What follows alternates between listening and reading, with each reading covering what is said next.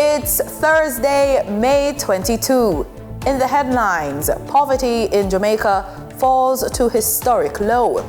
In business news, central bank lowers interest rates.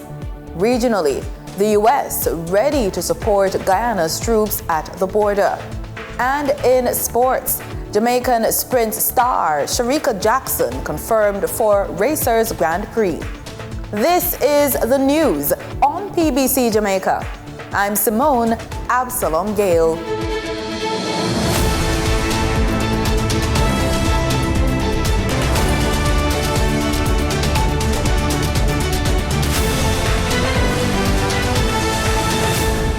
Jamaica's poverty rate has dropped to its lowest level since records began in 1989. That's according to the latest findings from the Planning Institute of Jamaica. Here's Danita Rodney with the details from the PIOJ's latest quarterly briefing. Director General of the Planning Institute of Jamaica, Dr. Wayne Henry, shared the findings during the Institute's quarterly media briefing in Kingston on Wednesday. Jamaica's national poverty rate declined from 16.7% in 2021 to 8.2% in 2023, the lowest figure ever recorded since poverty rates were first measured in 1989. The estimate for 2024 will be provided later this year once the GSLC data is received from Statin. During his presentation, Dr. Henry cautioned against comparing current data with figures before 2012 due to changes in how the survey was done. As we consider the 2023 results, it is important to highlight a few considerations with respect to methodology. First, no poverty estimate is available for 2022, as the GSLC was not conducted that year due to the initiation of the National Population and Housing Census. Secondly, in 2018, Statin revised the sample design and weighting methodology applied to the GSLC sample. The 2012 to 2017 data have since been revised to account for these changes to facilitate comparability with 2018 and subsequent years. Therefore, data prior to 2012 should not be compared with data for 2012 to 2023. He points out that in 2012, approximately 19.7% of the population were living below the poverty line. In 2012, poverty in Jamaica was 19.7%. That meant nearly 1 in every 5 Jamaicans was consuming below the poverty line. Poverty rates have since trended downwards, but spiked to 16.7% in 2021, likely reflecting the fallout from the COVID-19 pandemic. The Director General reasons the decline in the poverty rate was driven by several factors, one of which is the country's recovery from the COVID-19 pandemic. What has driven this performance? 1. By 2023, the country had officially recovered from the shock of COVID-19 and had entered into a new growth phase. The Jamaican economy grew by 2.6%, marking the third consecutive year of economic growth since the height of the COVID-19 pandemic. It is important to note that prior to the pandemic, Jamaica had already embarked on a sustained growth trajectory, recording 7 consecutive years of growth up to 2019. COVID-19 disrupted that path, but we remained committed. Our post-pandemic rebound has been strong. Another contributing factor was increased employment. Growth in 2023 was broad-based. It was driven by increased employment, expanded output in 9 of 12 industries, and higher external demand for Jamaica's services, particularly in tourism and business process outsourcing. This growth created jobs, raised household income, and supported the reduction in poverty. Reporting for the news on PBCJ, I am Danita Rodney. The Jamaica Teachers Association and One-on-One Education Limited have unveiled a groundbreaking AI-powered tool designed to revolutionize lesson planning for teachers across the island. The One Academy AI lesson plan generator was launched earlier this month at the Helen Stills Professional Development Day at Jamaica Pegasus Hotel. Jamaica Teachers Association President Dr. Mark Smith revealed he played a key role in developing the tool, which aims to make planning faster and easier for educators. We said, how could we change this dynamic? How could I still achieve what legislatively is required for us to have lesson plans, but at the same time ensuring that I could give my teachers back more of their time? And so around 2 years ago, my very good friend, Ricardo Allen from One-on-One, I understood what I wanted. I wanted some way that my teachers would press a button and they could get their lesson plans generated, giving you back your precious time. But I didn't have the technical expertise to do it, although I knew what I wanted.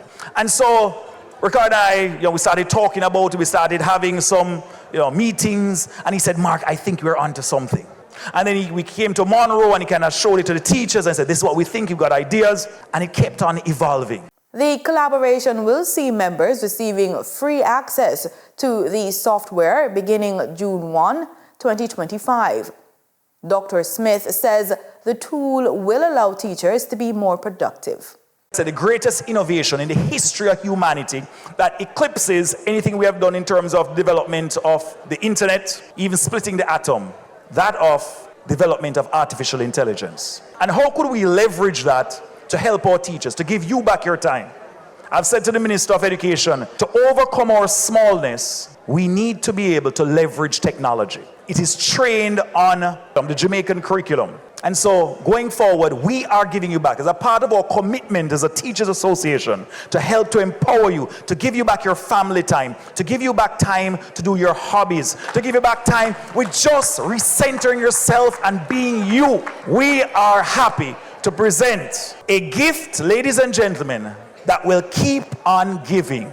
Today, Thursday, May 22, is being observed as National Child and Adolescent Mental Health Day, signifying the start of a week of activities to be executed under the theme, Do Your Share, Help Our Children Reset. In observation of the day and for the remainder of Child Month, the Ministry of Health and Wellness, in partnership with the Ministry of Education, Youth, Skills and Information, will continue the Do Your Share campaign within schools across the island. The aim for the week is to share with students and their teachers a series of mental health tips, while emphasizing the need for young people to identify trusted persons to share their challenges. Before a child learns how to read a book or solve a problem, they first learn to trust and explore. At the heart of that development is a teacher. The presence of a skilled, compassionate educator lays the foundation for lifelong learning. Principal and teacher of the Ambrook Lane Basic School, Naomi Cousins, highlights the importance of early childhood education and shares her journey as an educator. Janelle Matthews has more in this report. 1 and 20, 2 and 20. A justice of the peace and an educator, Naomi Cousins has been a teacher at the Ambrook Lane Basic School for over 38 years.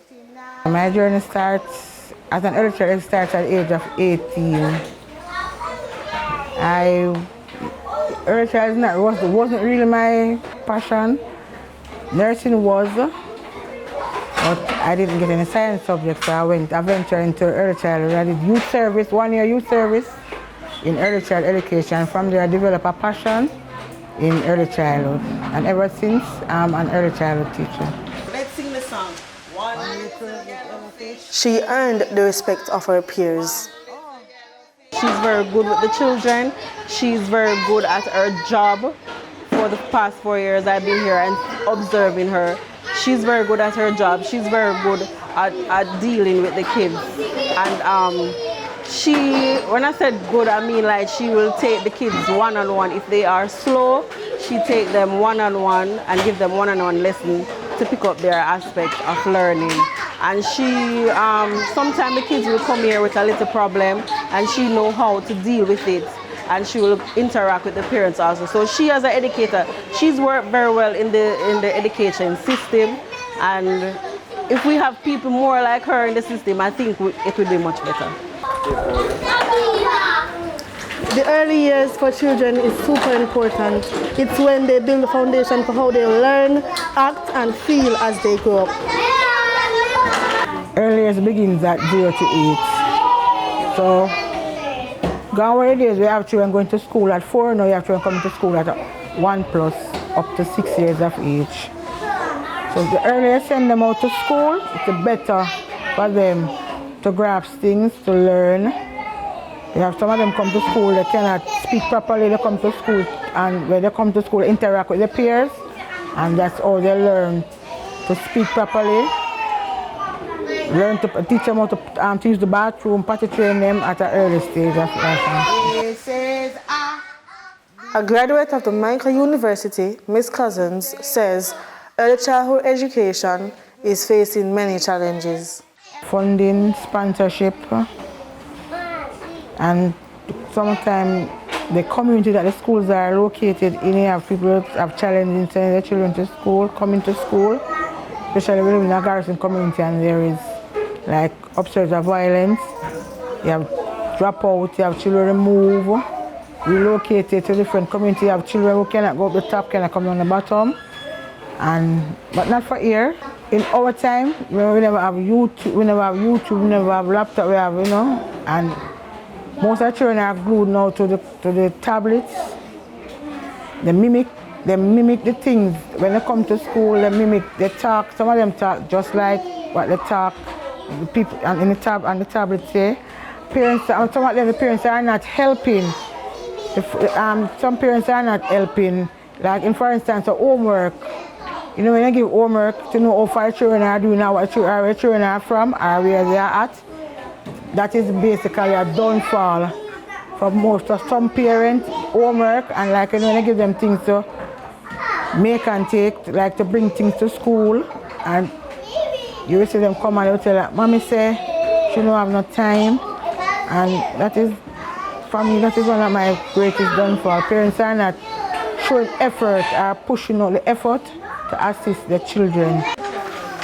Reporting for the news, I am Chanel Matthews. Transport Minister Daryl Vaz has announced his goal to implement a national ride-hailing policy by the end of the current fiscal year. In January 2025, Cabinet approved the development of the national ride-hailing policy, aiming to create a regulatory framework for ride-hailing services in Jamaica. During his contribution to the sectoral debate published by Parliament, Minister Vaz confirmed that work on the policy document is already in progress.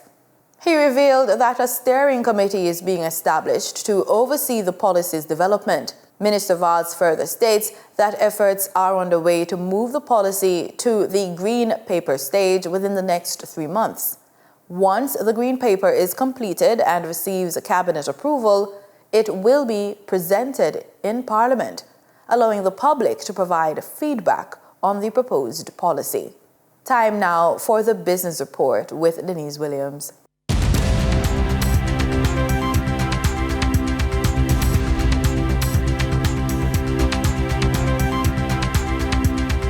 Welcome to today's business report.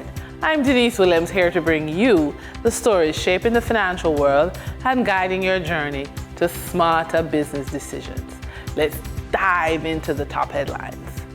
In its May 2025 monetary policy release, the Bank of Jamaica, BOJ, announced a reduction in its policy interest rates by 25 basis points, bringing it down from 6% to 5.75%.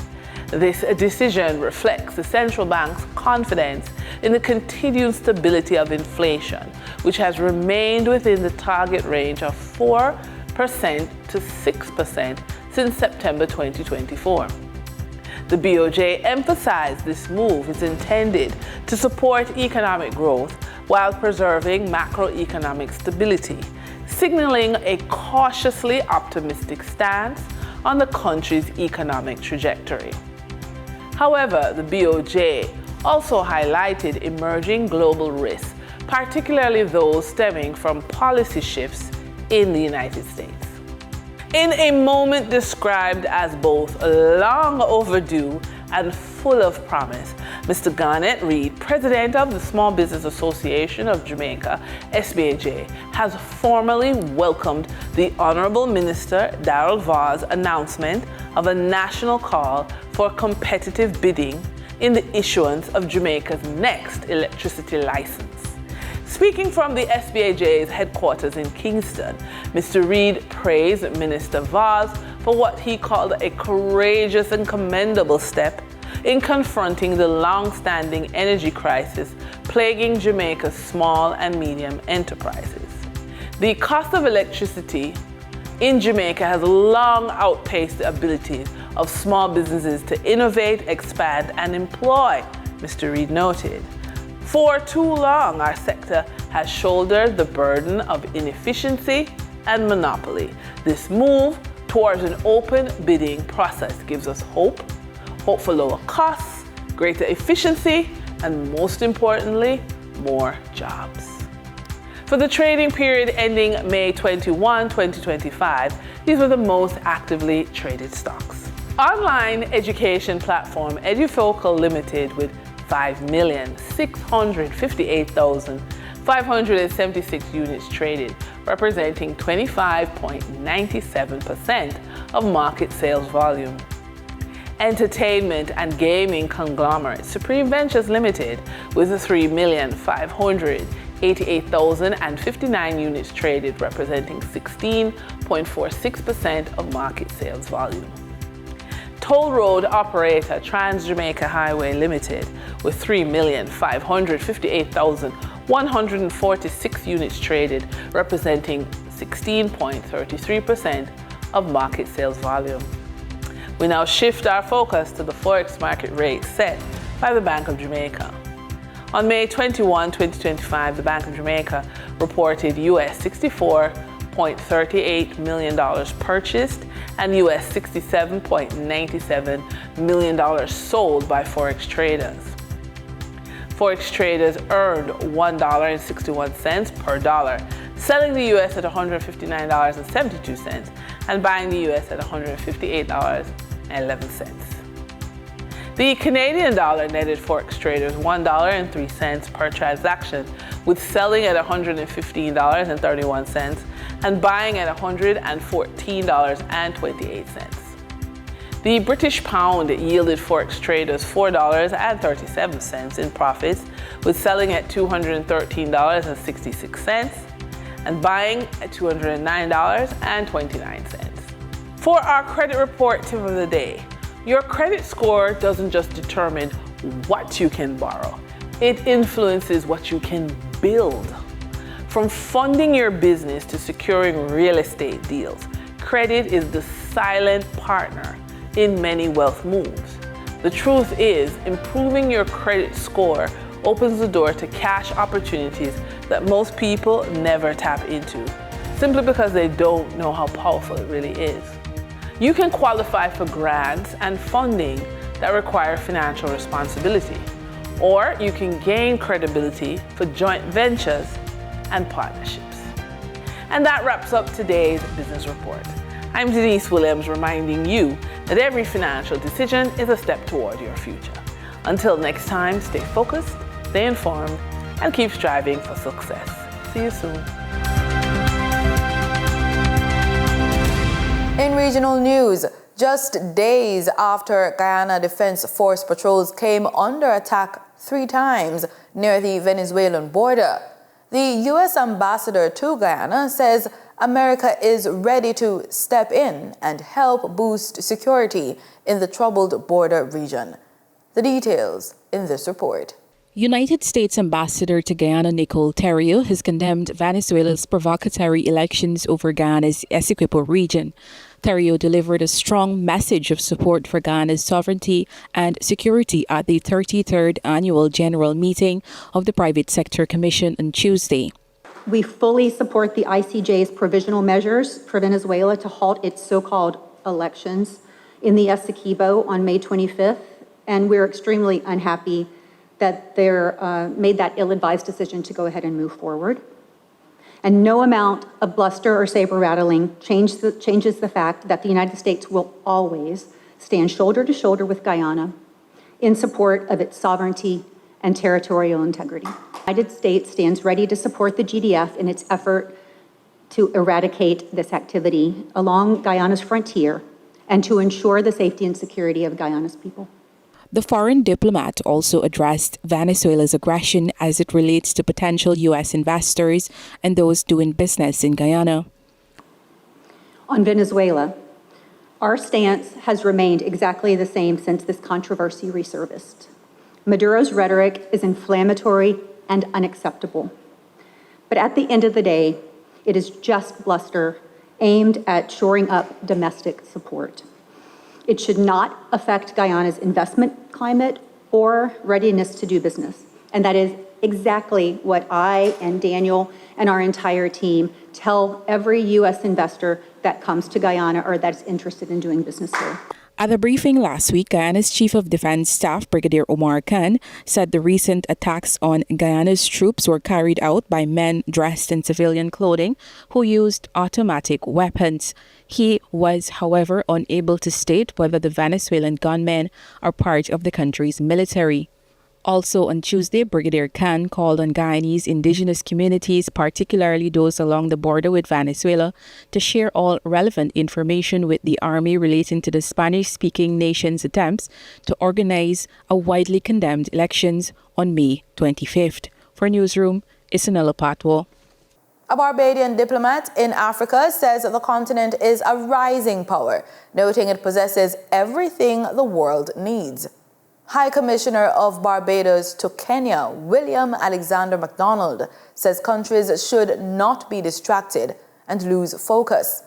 Mr. MacDonald's remarks came during a panel discussion as part of Africa Day 2025 celebrations, hosted by the United States International University, Africa in Nairobi, Kenya. People are not starting wars in Africa because Africa has nothing. It's because they want us to take our eyes off of the ball. They want us to know that in the bowels of Africa is everything the world needs. And so if we consider it, in my view, if we are together as Africans, we have to realize that it's probably the only continent in the world right now that could build a wall around it and survive and thrive and conquer. So what are the lessons that we learn?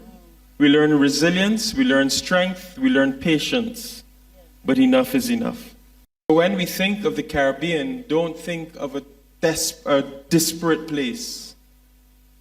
We have not only been connected by the water, but by our bones. 18 million people were taken from West Africa and indeed some of East Africa at a time when the population could not have been more than 30 or 40 million, so almost half of the people that were taken. And they didn't choose the weakest. In St. Lucia, the Sustainable Development Department is stepping up efforts to improve how the country tracks its greenhouse gas emissions. On Tuesday, the department teamed up with international environmental experts to launch a 3-day seminar aimed at strengthening the country's emissions reporting system.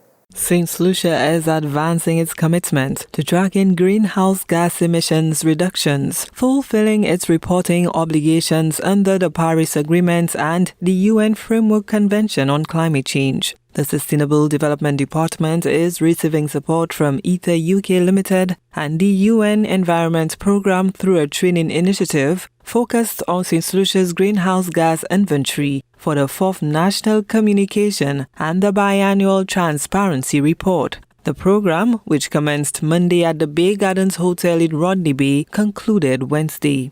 It's really important to build the capacity in St. Lucia so that the national experts can produce the inventory independently without us, and also to report on the international stage to show willingness and also to support conversations around adaptation, which is really more of a priority in St. Lucia as climate change happens. Officials noted the synergy between the fourth national communication, submitted every 4 years, and the biannual transparency report, which is tabled every 2 years. The greenhouse gas inventory encompasses 8 primary sectors. In sports, Jamaican sprint superstar Sharika Jackson has been confirmed to compete in Racers Grand Prix. The 2-time 200 meters world champion makes a return to the event after a year's absence and is set to line up in the women's 200 meters on June 7 at the National Stadium. The 30-year-old, who is the second fastest woman in the history of the event with 21.41 seconds, competed in the 100 meters at the 2023 edition of the Racers Grand Prix, when she produced a world-leading 10.78 seconds. West Indies men suffered a massive 124-run defeat in the opening game of their 3-match one-day international series against Ireland in Dublin. Set a challenging target of 304 to win, the Caribbean side folded for 179 in 34.1 overs, undone by sharp seam bowling and a brittle top order. Roston Chase with 55 and Matthew Ford 38 were the only players to offer significant resistance, but their efforts were not enough to salvage the innings. Ireland, who elected to bat first, laid a solid foundation through an enterprising 109-run partnership between Captain Paul Stirling and Balbirnie. Stirling hit a brisk 54 from 64 deliveries before falling to chase, but Balbirnie took the reins, anchoring the innings with a well-constructed 112 from 138 deliveries. His knock featured 9 boundaries and 4 sixes and was instrumental in guiding the hosts to 303 for 6 from their 50 overs.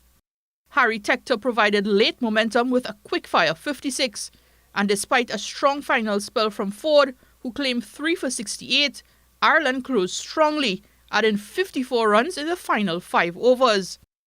In reply, the West Indies chase never gained traction. A flurry of early wickets left them floundering at 31 for 5 inside 10 overs. Barry McCarthy wreaked havoc, snaring 4 key wickets, including Brandon King and Casey Carty, and finishing with figures of 4 for 32. The innings was further derailed when Captain Shea Hope was bowled for 2. Justin Graves injected brief excitement with a flurry of boundaries in his 35 of 17 deliveries, but his counter-attack was short-lived. A 98-run partnership between Chase and Ford provided temporary respite, but once Chase was dismissed by George Dockrell, the game ended swiftly. Dockrell polished off the lower order in style, taking 3 wickets in just 2 overs for 21 runs, including the dismissals of Alzari Joseph and Gudakesh Moti. The emphatic result hands Ireland an early advantage in the series and leaves the West Indies with plenty of questions to answer ahead of the next encounter on Friday. And that's the news on PBCJ. You can follow us on our social media platforms at PBCJamaica. Thanks for watching.